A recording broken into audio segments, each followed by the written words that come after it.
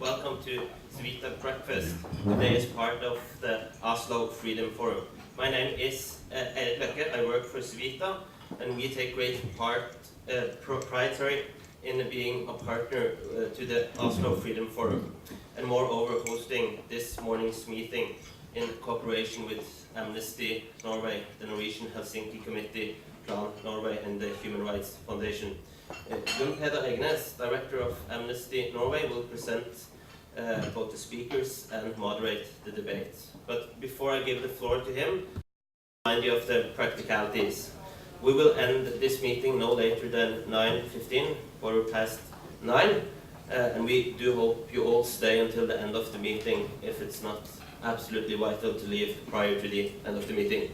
As many of the speakers bear witness to, at the Oslo Freedom Forum, we have reached the area of social media. So if you want to tweet from this meeting, please do so. The hashtag for the Oslo Freedom Forum is OFF12. For Civita Breakfast, it is Civita Frokost. Then it is my great pleasure to introduce one of Norway's most important human rights activists, the Director of Amnesty Norway, Bjørn Engesland. Please, the floor is yours.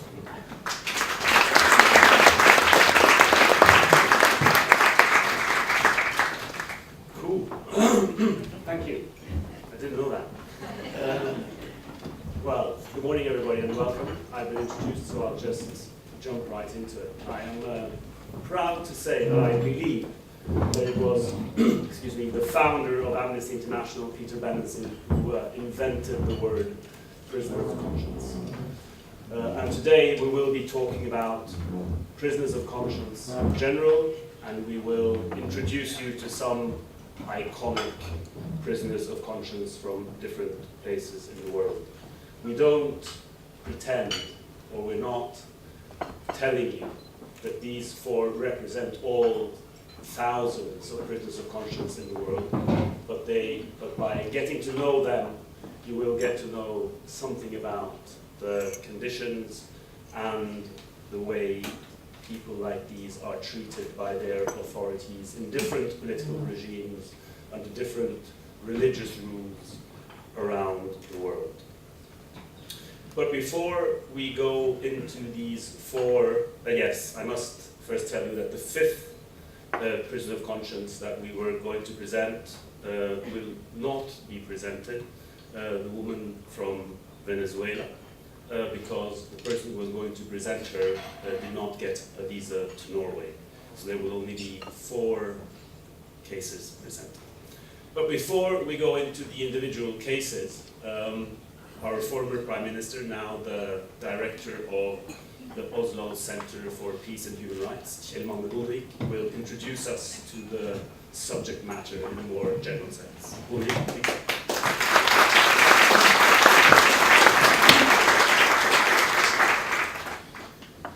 Good morning to everybody. Political prisoners are suffering for our common fight for human rights. Sometimes it's almost unbelievable what they have to sacrifice. I'm thinking of persons like Nelson Mandela, 27 years in prison, and Aung San Suu Kyi, 15 years in prison in her own residence. For many years, they were separated from their beloved, their own close family members, from friends and colleagues. Committed to their fight for democracy and human rights for their people, they never gave up. Both have had an historical impact on history. We see the results in South Africa. They got rid of the undemocratic apartheid system. And in Burma, we see important reforms being implemented, and we hope and expect a further development towards full democracy, and the national election in 2015 will be the real test in that regard. Hundreds of political prisoners in the country have been released, but still many are in jail. And the main demand must be the release of all political prisoners in the country. And today I'm going to Burma, and among others to meet Aung San Suu Kyi and discuss these matters and others. Democracy and respect for human rights is of course a matter of political systems, of legislation and so on. But we have many examples from history of individuals who are willing to sacrifice their own private lives for the case of democracy and human rights, which can have a crucial impact on history. And today, as we heard, we will focus especially on 4 political prisoners who have shown such a willingness to personal sacrifice in the struggle for freedom and human rights. And persons close to them in the panel will speak about them and present their cases. Let me just mention that Liu Xiaobo from China for a long time has advocated for political reforms and human rights. And as we all know, he was awarded the Nobel Peace Prize in 2010. As Karl von Ossietzky, Aung San Suu Kyi, Andrei Sakharov, he was awarded this prize while in prison or detention. Nasrin Sotoudeh is an Iranian human rights lawyer and a member of Human Rights Defenders Center, headed by the Nobel laureate Shirin Ebadi, with whom I have the pleasure to cooperate, also with her daughter, speaking here today. Sotoudeh is sentenced to 6 years in jail. Mikhail Khodorkovsky from Russia is one of the best-known political prisoners, a symbol for groups of Russia who are critical to the current government. In 2005, he was sentenced to 9 years in jail. And yesterday, I had the pleasure to meet his son, who will present the case of his father here today. And the 4th is Ales Bialiatski, sentenced to 4.5 years in prison, the most well-known human rights activist in Belarus. As we heard, unfortunately, it was not possible to get presented Maria Afiuni, a female judge from Venezuela, who should have been presented also her case today. But I will leave it to the speakers to present these 4 cases. Thus, to end up by saying that it's of great importance to focus on these persons and on political prisoners in general. Not to forget them is their hope for freedom and human rights. Silence is dangerous. So thank you to the Oslo Freedom Forum for organizing this breakfast event and the forum and all the events during the week. Welcome.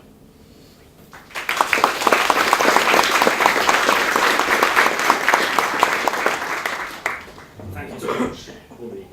Okay, so now to the main part of this breakfast meeting. And as we have now said several times, we will introduce you to 4, and I dare say, iconic prisoners of conscience or political prisoners from different parts of the world, and we have great activists here to present them. To present Mikhail Khodorkovsky, we have Pavel Khodorkovsky, who is the president of the Institute of Modern Russia, an organization he founded to continue work his father Mikhail Khodorkovsky began through the Open Russia Foundation. The Institute of Modern Russia seeks to promote the development of civil society in Russia by reinforcing the rule of law and strengthening relationships between Russia and other countries. Since his father's arrest in 2003, Khodorkovsky has been unable to return to Russia for fear of political persecution and actions against him aimed at pressuring his father to abandon his legal battle.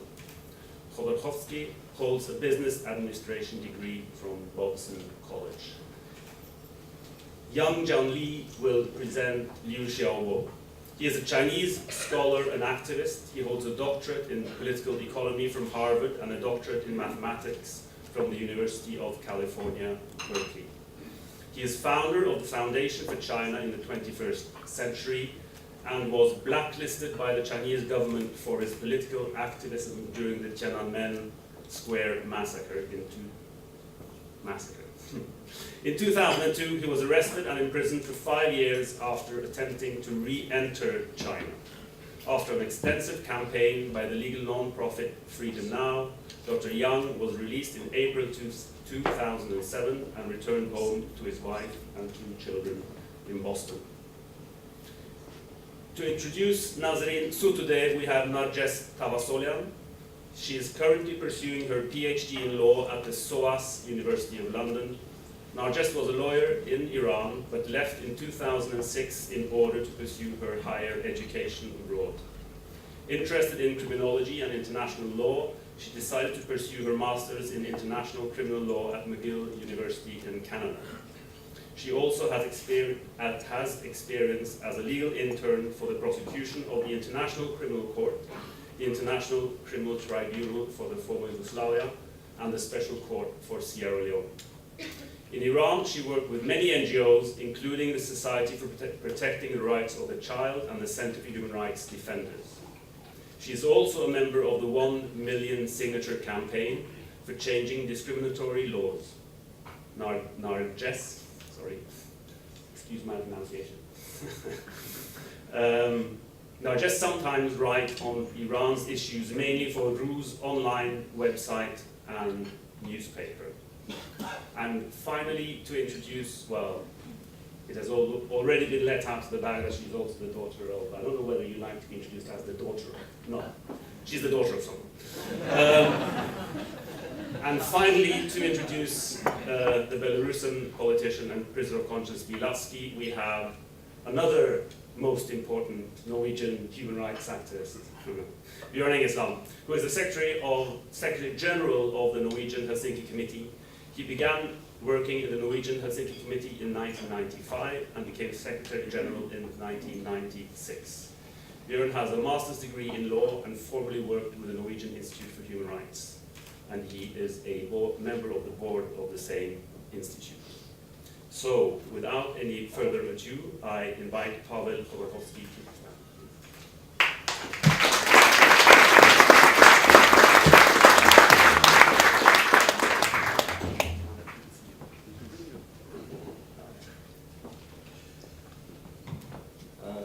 Mr. Ines, thank you for the introductions. And Mr. Bondevik, thank you for your remarks. Ladies and gentlemen, I am honored to be here and to be able to have this opportunity to present my father's case. I am also honored to be in the company of such distinguished panelists. We must today fight for every individual person separately against injustice and the violation of human rights. Much of our future depends on this. These are not my words. These exact words were said here in Oslo back in 1975 by my very distinguished compatriot, academic Andrei Sakharov. Back then, by Soviet standards, Sakharov had everything to lose. Yet he sacrificed it all to defend human rights. Another prominent Russian, the writer Alexander Solzhenitsyn, said of Sakharov that he lived up and answered to the main human principle: live not by lies. When in October of 2003 my father refused to emigrate and was thrown in jail, he was the CEO and owner of one of Russia's most profitable and most successful companies, Yukos. His attorney sent me a message from him. My dad wanted me to know that the reason to why he stayed back in Russia, because it is important for him to be able to look straight into his children's eyes, live not by lies, and try to turn Russia into a normal country. There are a lot of myths about my father's case, so I would like to begin describing it by dispelling the main one. The Russian government always tries to put blood on my father's hands. My father was never charged with murder, and the cynical lies that Kremlin uses to implicate him and say that his hands are covered in blood are only used to discredit his good name. And there is not a single speck of truth or evidence to these claims. So why is my father in jail? His crime was having an independent opinion and supporting the opposition. His crime was creating the best and the most transparent company in Russia, which became a sweet target for confiscation by the state. His crime was having the courage to speak the truth about the scale of corruption in the government and the wrong path of demolishing democracy. For nearly 9 years, I have not seen my father, who during this time went through prisons in Moscow and Chita, labor camps in Siberia and Karelia, faced 2 showcase trials, was sentenced to 13 years in jail, refused parole, refused pardon. And over these years, a lot of things have happened. My daughter was born, recently turned 2. His first granddaughter, who he has never seen. Amnesty International declared my father a prisoner of conscience. And yet, as in the days of my father's arrest and persecution, Russia has the same president, Vladimir Putin. A few days ago, the world has seen pictures of police brutally beating protesters in the streets of Moscow. These were peaceful, sanctioned demonstrations. Moscow is the capital of the country who is a member of G8, the only member state of that club that has prisoners of conscience. In his final statement in court, my father said, "I am far from an idealist, but I'm a person with ideals. And like anyone, it is difficult for me to live in prison, and I don't want to die here. But if I have to, I will not hesitate. The things that I believe in are worth dying for." So what gives my father hope? What sustains him? It's the knowledge that he has not been forgotten. It's the letters that he receives from around the globe. It's his vision for a free, democratic Russia, the country that he did not want to abandon to ensure his freedom and safety. It's a feeling of responsibility towards many other inmates in Russian jails who are in far worse conditions. If he could not protect himself, what chance do they have? The case of Mikhail Khodorkovsky is, of course, my personal fight for the freedom of my father, but it is more than a fight for freedom of one man. In the aforementioned lecture, Andrei Sakharov also said, "In struggling to protect human rights, we must, I am convinced, first and foremost, act as protectors of the innocent victims of regimes installed in various countries, without demanding the destruction of total condemnation of these regimes. We need reform, not revolution." This is year 2012. Yet these words, which were written almost 4 decades ago, could have very well been written today. And that means that our work is cut out for us.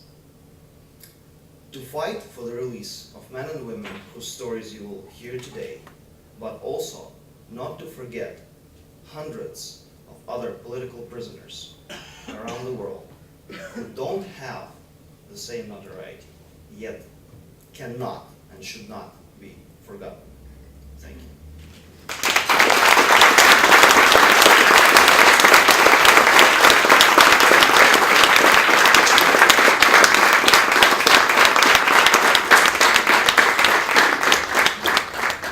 I'll just take this opportunity to say very briefly that you will be allowed to ask the panelists questions after all 4 have spoken. So please, Professor Jianli.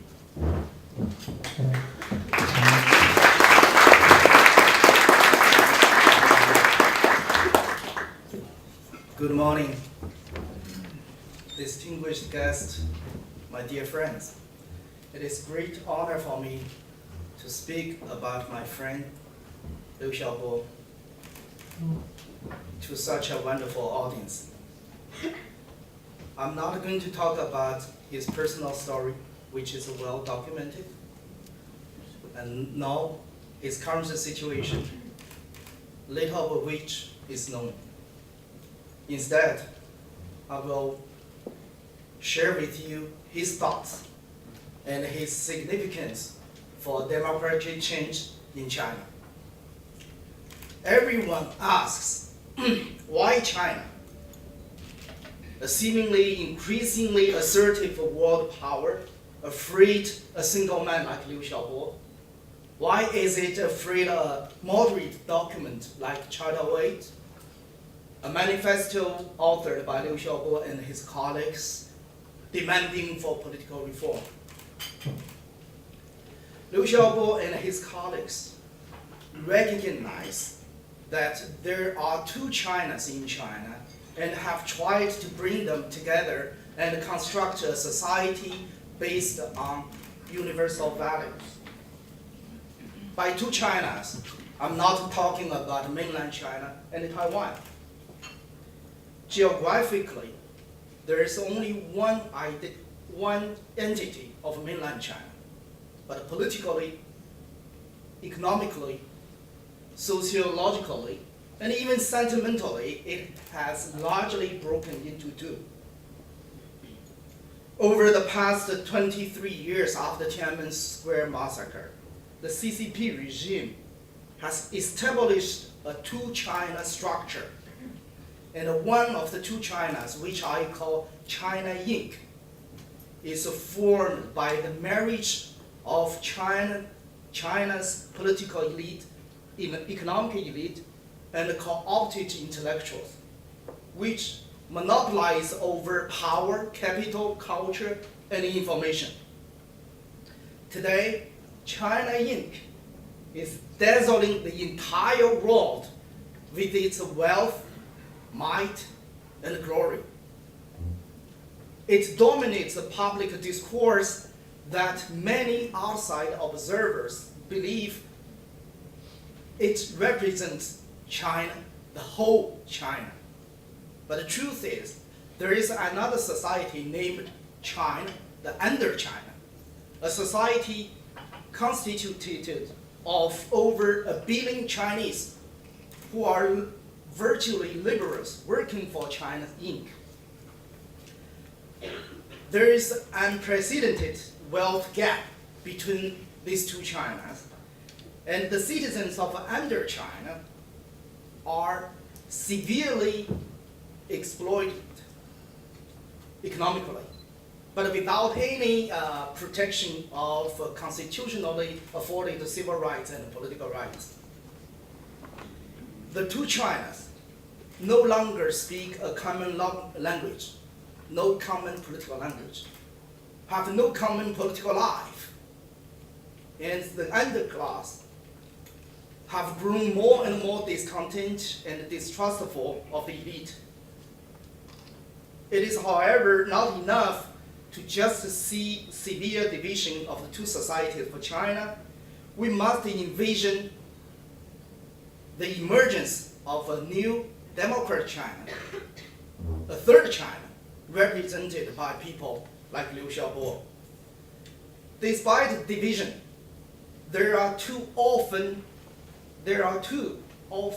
overlooked consensus among Chinese from both societies. The first is that the present China is not normal. The second, agreed upon to a lesser degree, is that China will become normal through democratic means. In order to find a common ground to lay the foundation for the third China, we must create a political language based on universal values that can bridge the gap of the two Chinas. And that is exactly what Liu Xiaobo and China 08 has been intent on accomplishing. Change is unlikely to first happen from within the deeply entrenched CCP regime, which values stability above all. The persecution of Liu Xiaobo is evidence of it. Liu Xiaobo has repeatedly said, "In the people lies the hope for democratic China." The Nobel Peace Prize awarded to Liu Xiaobo has remarkable impact on the heart of the people. And over the past years, the civil movement has become increasingly mature, skillful, and resilient, as evidenced by 3 cases: Chen Guangchen, the blind lawyer, Ai Weiwei, and the Wukan villagers. Charter 08 is our banner, and Liu Xiaobo, our standard bearer. Backed by large numbers of its real name signers from diverse segments of society, the Charter 08 will continue to transform individual protests into a long-lasting movement that demands across-the-board systemic change. As the people's forces grow and the civil protests escalate, power struggles within the CCP regime will become more and more pronounced. Once the external pressure reaches critical mass, the rival factions within the CCP will have no choice but take the voices of people seriously and seek their support to survive. And the release of Liu Xiaobo will help signal the coming of that change. When a large-scale movement takes place again, as it did in 1989, we need leaders to play the roles that Mandela, Havel, Wallace, and Aung San Suu Kyi have played at the critical moment of political changes in their respective countries. We will need a group of civil leaders who can disrupt the political order and establish itself as legitimate voice of the people in negotiations with the state. Liu Xiaobo, as a widely accepted leader both at home and abroad, will play a unique role in forming such a group, which was most needed but lacking in our 1989 Tiananmen movement. Therefore, working toward his freedom is vital for democratic change in China. I'm particularly encouraged by the strong support for Liu Xiaobo from world human rights activists. We remember Aung San Suu Kyi was released in November 2010 from a house arrest. For the first time, there is a hope for reform in Burma. In seeking Liu Xiaobo's release, we hope and struggle for the same for China. Thank you.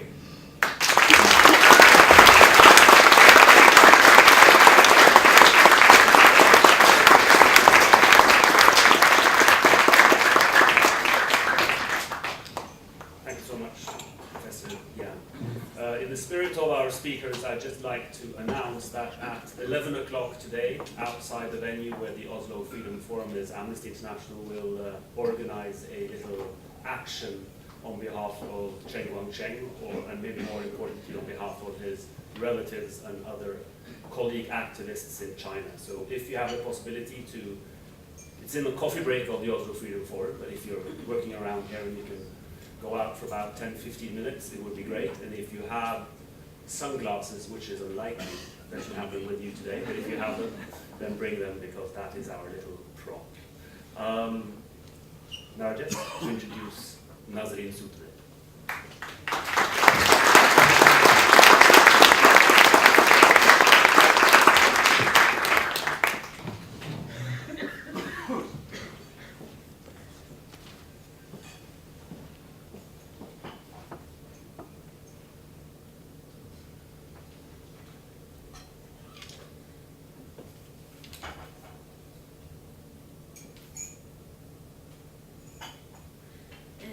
Good morning, ladies and gentlemen.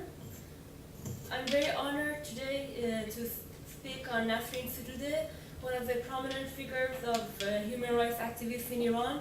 Nasrin is a 47-year-old mother of 2 young children, a prominent lawyer, journalist, critic, activist. And let me tell you a little background on Nasrin. Nasrin studied law. When she finished her master's degree in international law, she passed the bar exam in order to become a lawyer. However, she was denied a license to practice law for 8 years. During these years, Nasrin did not stop, and instead, she focused on journalism. When finally, after 8 years, she was granted the license, she mostly worked on the cases of women and children, and meanwhile, she also wrote about these issues. Since 2003, which she was granted her license to practice law, she had a wide range of clients, which I will talk about some of them. First, activist of 1 million signature campaign. Let me just talk a little bit about the campaign because it's also very important in the human rights context of Iran. This campaign was launched in 2006 in order to gain 1 million signatures to support the petition to the parliament to change the discriminatory laws. But this was not really the aim of the campaign. The aim of the campaign was to educate and to talk to citizens, specifically to women, and to tell them about the effect of the discriminatory laws against women in Iran. So people, the civil society, will pressure and force the government to change these laws, since the Iranian activists believe that change should be from within the society. The campaign was fully legal, everything was done within the laws of the Iranian government, but it wasn't tolerated by the government, and now even being the member of the campaign is a crime. Nasrin had many journalist clients who were in jail only because of freedom of expression, many politicians, members of opposition groups, legal colleagues, and minors sentenced to death. I have to say that unfortunately Iran is among the very few countries who still practice juvenile execution. Due to all these activities, she was put to jail, and the government could not tolerate her peaceful legal activities. I have to mention that even though Nasrin criticized the law in her articles and in her words, when she was acting exactly based on the laws of the Iranian government, and she didn't do anything illegal, even in defending the political prisoners. So she was arrested in 2010, and she was sent to the notorious Evin prison. She was kept for months in solitary confinement, and she didn't have at first the right to see her lawyer. And because of her ill treatment, she went on hunger strike for several times. She is now still kept in prison until today. And she was sentenced in 2011, first to 20 years of imprisonment and 10 years ban of traveling the country or practicing law, which was later on changed to 6 years of imprisonment and 10 years of ban of practicing law and leaving the country. Under the charges of propaganda against the state, acting against national security, and cooperating with the Center for Human Rights Defenders, which I will talk a little bit about today. The charges which I mentioned are very common for prosecuting human rights activists. However, the government has never showed how the peaceful activities of human rights defenders can threaten the national security of Iran. They are just prosecuted with these charges and it's finished. As I said, one of her charges was being a member of Center for Human Rights Defenders. Let me just talk a little bit on this center. What is this center? This center was launched by Shirin Ebadi, the Nobel Peace Laureate, and 5 of her colleagues who have all been prisoner of conscience at some point, with 2 aims. First, to give free legal aid to the political prisoners, because one of the problems of the political prisoners is that once they go to jail, no one dares to defend their cases. So basically, they had no lawyers, since nobody would dare to stand for them. And also to support their families financially, morally, in every aspect, while their member was in jail. Again, the center was completely lawful and it gave legal aid based on Iran's criminal code, but still it was not tolerated by the government. It was shut down in 2008 and the members kept their activities even though their office was shut down. However, currently all of their members are either in prison, like Nasrin, or they have verdicts, they are waiting for their case, like Mr. Dadra, or they are in jail, or they are in house, in exile, like Shirin Ebadi, and some other consequences. And today, while I was thinking about different prisoners of conscience from all around the world which we presented, and thinking of what bound all these prisoners together along with the past prisoners of conscience, like Nelson Mandela and Aung San Suu Kyi, who are no longer prisoners of conscience now, but at some point were.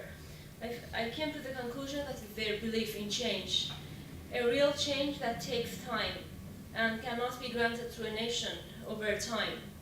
This can be just achieved through the struggle of one nation peacefully. And another mutual point which I found in all the present and past human rights activists is that their hope in their way, that being hopeful in what they're doing. As Martin Luther King says and believes in his dream, Nasrin also believes that the pain her family and others in Iran have had to endure is not in vain. Justice arrived exactly at a time when most have given up hope. It arrived when we least expect it. I'm certain of it. Let us be the voice of Nasrin and other human rights defenders all around the world. As Mr. Bunderbeek just said before our panel, silence is dangerous. Thank you.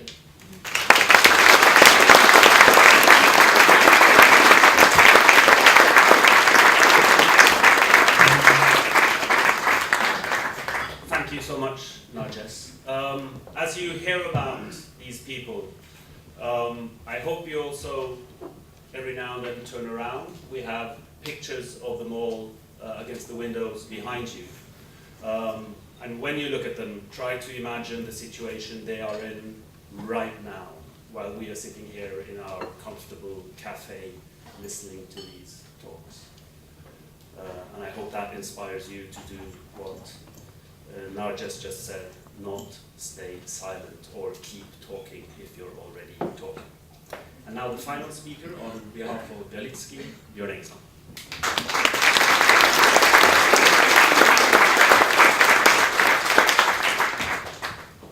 Thank you, and good morning, everyone. Let me first express my gratitude to Civita and Oslo Freedom Forum for taking the initiative to this breakfast meeting. After the crackdown in Belarus in December 2010, when most of the oppositional presidential candidates were beaten and jailed, we knew that it was a question of time before Ales Bialiatski would be arrested. He visited us last time under a year ago, June 2011, in order to address a meeting we organized with the Parliamentary Assembly of the Council of Europe in the Norwegian Parliament. At that time, most of our staff, myself included, were banned from entering Belarus. We advised him to stay abroad. He would have been granted asylum in any Western country. Ales laughed in characteristic fashion and said, "I have done nothing wrong. Why should I stay away from my home?" The Norwegian Helsinki Committee have been working in Belarus since President Alexander Lukashenko came to power in 1994. We have witnessed how Lukashenko slowly established a new form of dictatorship that since then has become the norm in many of the countries in the post-Soviet region. Democratic in form, autocratic in content. Sometimes comically preoccupied with the legality of its oppression, at other times chillingly capable of making critics disappear without a trace. Ales Bialiatski is a writer. and received his education from the Department of Philology in the University of Gomel. He became politically active from before the Glasnost years and was arrested first time in 1988. He established the Human Rights Center Vyazna, which means spring in Belarusian, in 1996.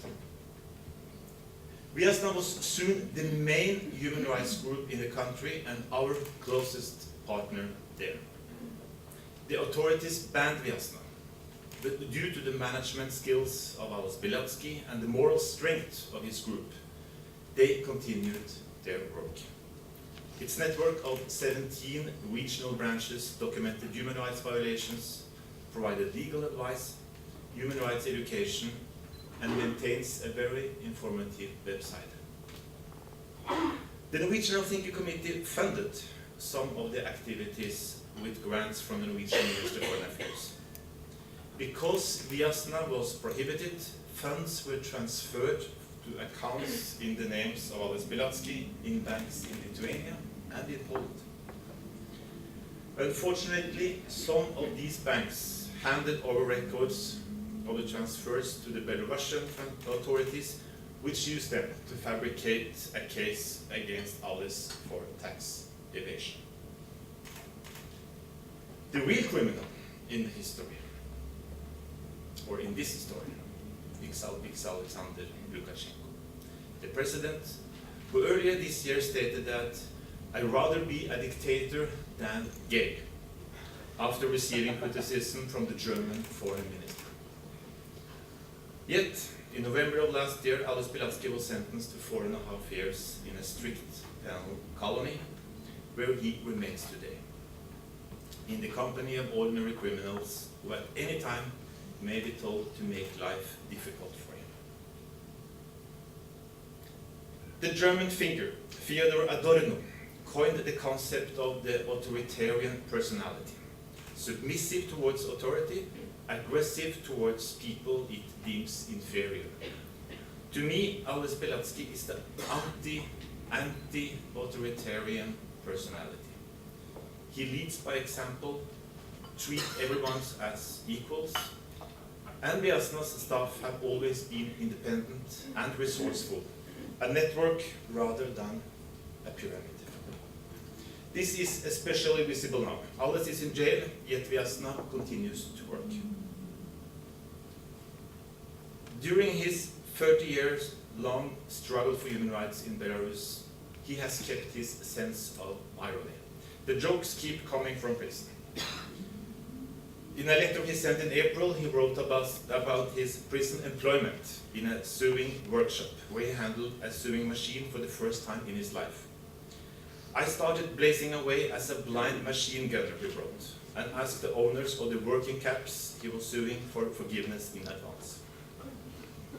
But he has refused to ask the authorities to pardon him, as he neither accepts the sentence nor the authority of President Lukashenko.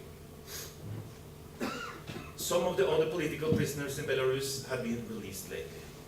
The message is that we must all continue to demand for the release of Bialiatski and show President Lukashenko that if he behaves like a criminal, he will be treated like a criminal. If civil society and governments work together, I have no doubt that Ales will gain his freedom, and that the day will come when Belarus will see freedom too. Thank you.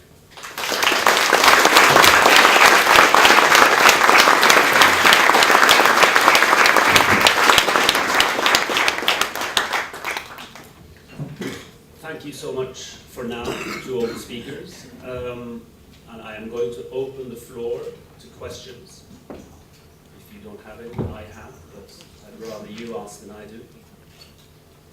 Any questions to either all the panelists or to one of them?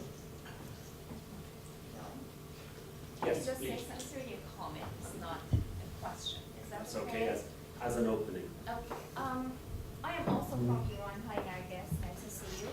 My name is Maria. Oh, it's really. Oh, you can't hear me. Is it okay if she speaks from there? I'm very Speak up. loud. Yes. Yeah, I'm speaking out. Yeah. Okay. I'm a writer from Iran, and there are thousands of political prisoners in Iran right now, and some of them are my good friends. So there's something you can do right now today to help political prisoners in Iran, and all you need is a postage stamp and a pen. So if you can manage to get those two items, you can help political prisoners in Iran. If I have not already given you one of these postcards, please come to me and get one. This is about a man who's right now in Evin prison. His name is Hamid Qasemi Shal. He's a shoe salesman who was at the wrong place at the wrong time in Iran. So all you need to do is to get one of these cards, put your name. You don't even need to put your address if you don't want the Iranians to have it. Just put your name and your country, put a postage stamp on this, and it will go to the Iranian embassy in Ottawa, because Hamid is a Canadian Iranian. So if you would like to help, I'm sure he and his family would be very happy to have your help. Thank you. Thank you. Sorry, I thought I would answer one question, but I find I have no time. I have to catch my flight. Okay. If you want to continue the communication with me about Liu Xiaobo or any other things we mutually interested, my card's here. You can take one of those. Thank you. Thank you very much.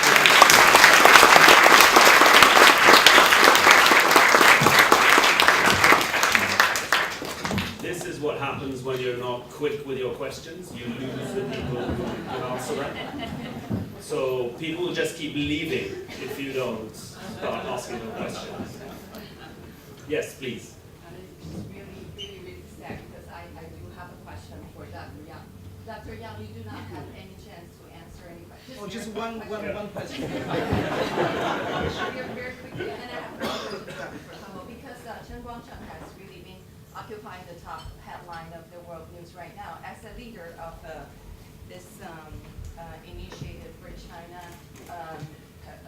station in DC, what kind of immediate plan that you have at hand? Because Chen Guangcheng has openly expressed his wish for the security of his family himself. Yeah, our organization and myself partially involved his escape from house arrest to Beijing and got involved with the negotiation. I was the first one who called U.S. State Department to report to them about his escape. And a couple of days later, he managed to enter U.S. Embassy. And now I think the issue almost have a solution. I think it's have a solution already. Both governments agreed to have him come to the United States for research and study, together with his immediate family, wife and two children.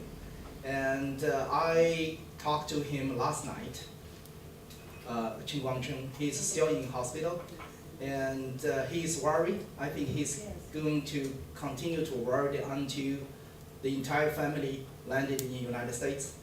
But I have no much worry about that he will be able to travel in time soon. And the Chinese authority have already agreed to do the paperwork for him, to issue him the travel document needed for each one of the 4 family members, including himself. And if he and the family land in New York in 3 days, I won't be surprised. But you know, Chinese government has no good record on keeping its word. So we still continue, we need to continue to support. You know, support here and anywhere else will help to keep the pressure on, so that the Chinese government will fulfill its promise to U.S. government and to Chen Guangcheng. So today, I'm glad that Amnesty International will going to organize a support activity here. This is very important. We have to make our voice heard by the major government in the world and the government in Beijing.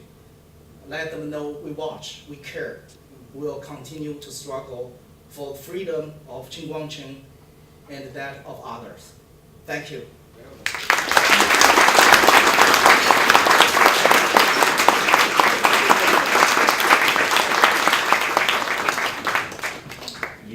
Yes, please. I have a question about Ales Bialiatski.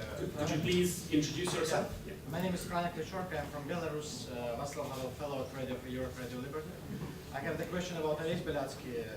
I was getting a lot of help from Vyasna. I was four times in prison, and all the time the only one organization who helped me was Vyasna. They're giving money, they're paying for my staying in the prison, because you have to pay for staying in the prison. I would like to ask, because now he was not just Belarusian human rights defender, but he was vice president of International Human Rights Federation. What are international organizations, Norwegian Helsinki Committee, Amnesty International is doing now? I would like to hear about campaigns organizing for supporting, for promoting Bialiatski case. Thank you very much. Thank you for first giving a good example of how Vyasna do work and has been working for many years.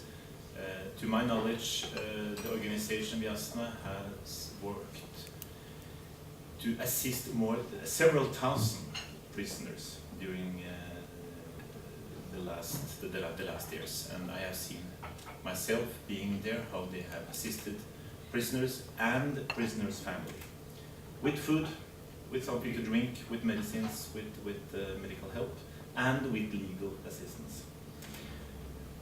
We try to support human rights organizations in Belarus. We keep close contact with them, together with our Norwegian partners here. There are many of us who would like to assist them. We have recently started a campaign together with the Norwegian PEN and the Human Rights House Foundation to try to highlight the situation in Belarus. It's not only about Bialiatski, of course. We do this here. We try to influence our own government to create more pressure internationally. We are pleased to see that gradually there is more attention today to the situation in Belarus, and there is more willingness politically to add pressure on the Belarusian government from the European Union, from the United States, and also from our own government, following closely the initiatives taken by especially the European Union. It's difficult, of course, and I guess the situation today is could be described with conflicting tendencies in a way. On the one hand, we have seen several prisoners being released. The former presidential candidate Sanikol was released just a few weeks ago. He looked terrible after having spent more than a year in prison. And we do believe that he was violated against being in prison. So some prisoners have been released. On the other hand, we see increasing difficulties for human rights activists and the political opposition to try to leave Belarus, to go to the West. It's more and more difficult. They are being stopped at the airport, they are being taken out from the trains, and not given a chance, as they had before, to meet with us in this way, for instance. Well, thank you. Ah, good. Another question. I'm sorry. No. We want questions. I have a question, but Could you also introduce yourself? yes, my name is Irene Cheng. I'm originally from Taiwan, was a diplomat. I would like to know, as your background so special, that your father is such a prominent figure, and as that the world observed how that Russia become democratic now as a new leader coming back democratically. But as you, such a special background, you also are active, advocating certain right. But how were you? I'm really curious. How were you treated in the Russian society, and how do you personally experience anything special or somehow different? Thank you for the question. My father, unfortunately, has to always cope with his past, being one of Russia's richest men, and has started off back in 2003, already in prison, but with public opinion against him. There has been a sea shift in the public opinion since then, and as absurd as it may sound, that is a tremendous achievement of the Russian prosecution and the Russian government. They have managed to levy such absurd charges against him in those two trials that I have mentioned, that the public opinion shifted from approving of the Russian government's imprisonment of the rich and mighty oligarch to demanding his release. It's very easy for people to see how two sets of contradictory charges could only mean one thing, that the trial is politically motivated. We now have 69% of Russian population thinking that my father has to be released immediately and unconditionally. About 15% think that he should be released if he admits guilt, and the rest of the population thinks that he should remain in prison.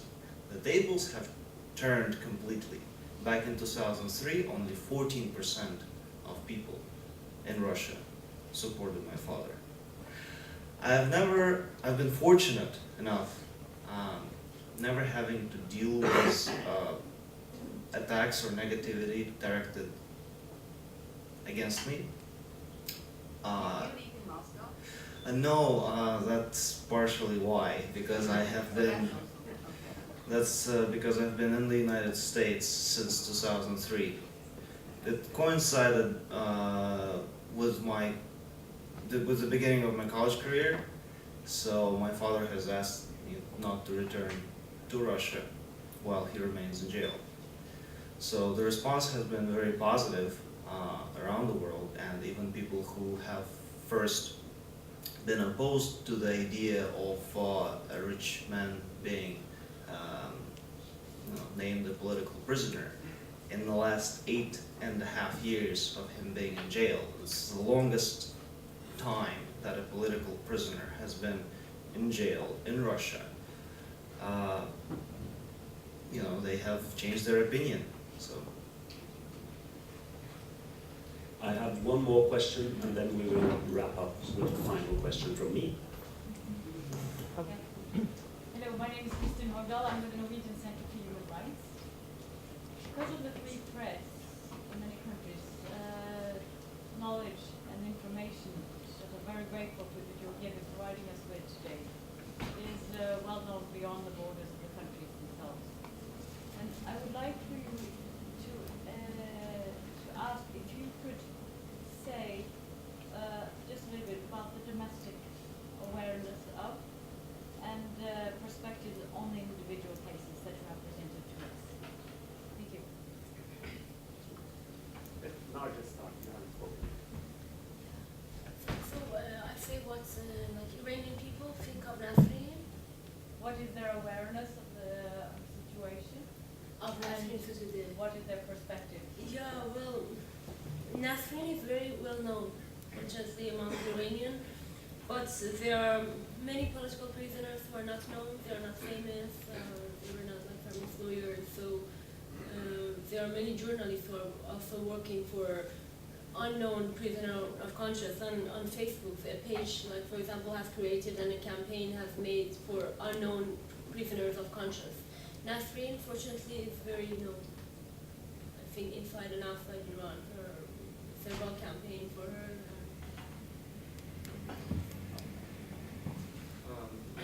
You touched on a very important point. By various estimates of human rights activists in Russia, there are between 100,000 and 300,000 entrepreneurs who have been either handed down a verdict or are are actually serving time in Russian prisons right now.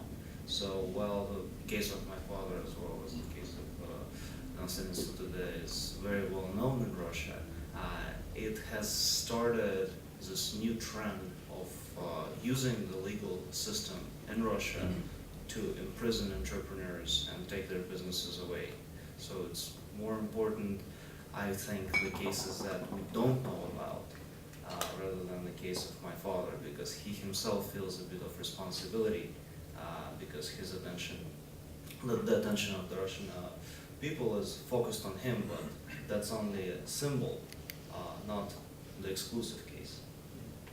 So you now have an opportunity to tell these people what would you like them to do after they've left this room on behalf of the individual cases we have presented today, and maybe more generally on the situation in the countries they are arrested in. So if you just go from Bjørn to Nargess to Pavel, and after that we will end. Bjørn. Yeah, I guess what has been a challenge with the situation in Belarus is the lack of attention, the lack of real interest in the situation in the country, within many countries, including my own, in Norway. Norway do not have any real economic interests there. It's difficult also to see any clear political interest, different from our relationship with Russia, with Kazakhstan, with Azerbaijan, to mention other countries where there are human rights challenges. So, to bring the situation in Belarus higher up on the agenda, and to tell our own government that there is a demand, there is an interest within the Norwegian population to see Belarus being dealt with more clearly and with tougher means than before, that would be important. And of course that is also the goal of us, together with our colleagues, when we try to highlight the situation in Belarus here in Norway. Thank you. The first thing is to be the voice of the people who can't be heard. So just talk about them, also for the journalist audience, if they can write about these cases, especially the ones which are not known in the press. Time has proved that even though the Iranian government alleges that it doesn't care for the international pressure, it actually does care. So just making noise and talking about them, and also for the government, if they have this in mind, that when they want to do a contract with the Iranian government, just don't stipulate that if you stop the nuclear energy, we do this and we can go on. I think also talk of human rights situation, because it seems that nowadays within the politician and with people and journalists, but within the government, human rights has completely been forgiven, and only nuclear energy is important for governments and into how to deal with the Iranian government. Thank you. Oh. My father's case has set off the degradation of the rule of law in Russia, and I also believe that it can start, that his release can start the resurrection of the return to the rule of law in Russia.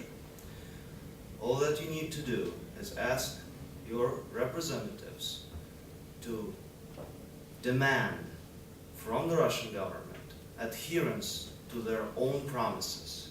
Both Medvedev and Putin have been extremely good on paper, promising the return to the rule of law and combating legal nihilism. These have been empty promises for more than 6 years now. And I believe that by letting my father out of jail, they can indicate to the world that they're serious about fulfilling these promises. Thank you so much, Pavel. First of all, I would like to thank our panel, and an applause, please.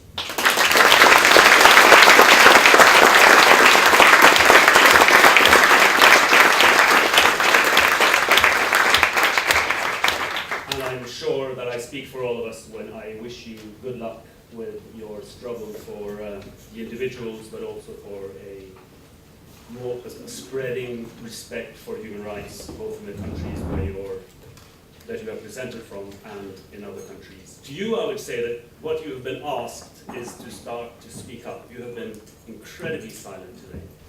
Slightly bored now. No questions. No, but this is what the struggle for human rights is about. It is to not stay silent.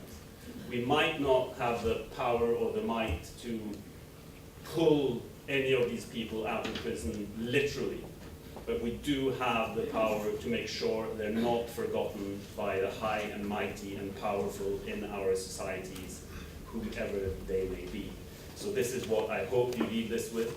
Look at the pictures, think about what these people are living through right now because they did what you and I do every single day. They spoke up against their rulers. And on that note, I would like to thank you all. Those of you who are participants at the Oslo Freedom Forum must now rush to a very, very interesting session down in the theater. Those of you who have to go to work, I feel sorry for you, but that's life. Thank you so much for coming.